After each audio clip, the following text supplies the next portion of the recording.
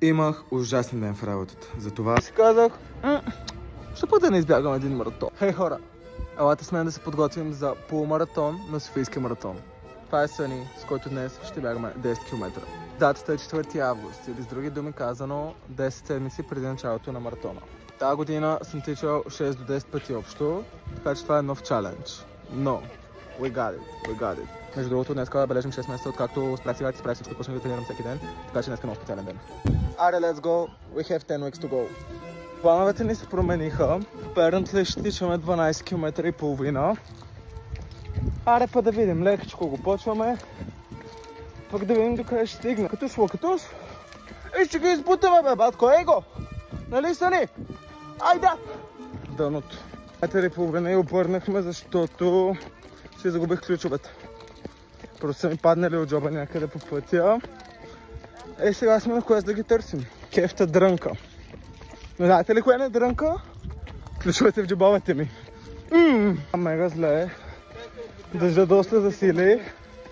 А от ключовете ми няма никакъв спомен. Връщам се за втори път. И май ще преустановим бягането за сметка на ключар. Съни е бесен. Не иска да се мокри. Няма, поне сме живи. Поне има къде да ни отвори ключара. Малко гърми. Па да видим. Хора, положението никак не е хумористично. Реших се, ще се запиша за 21 км на маратона.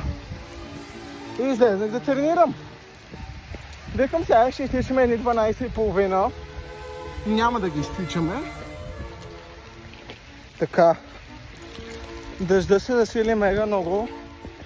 И се оказа, че последния километър и половина приложението ми е било изключено. И не ми е за всяко уникално. Няма, 12 и половина отпадат от тук, където сме към вкъщи. Бак си тичането. Всичко се случва с причина, хора, ама това е малко скандално. Хора, мега дъно. Стигнахме се до вкъщи, чисто мокри. В крайна сметка няма да викаме ключар. Хазяина ще дойде, ще ни отвори.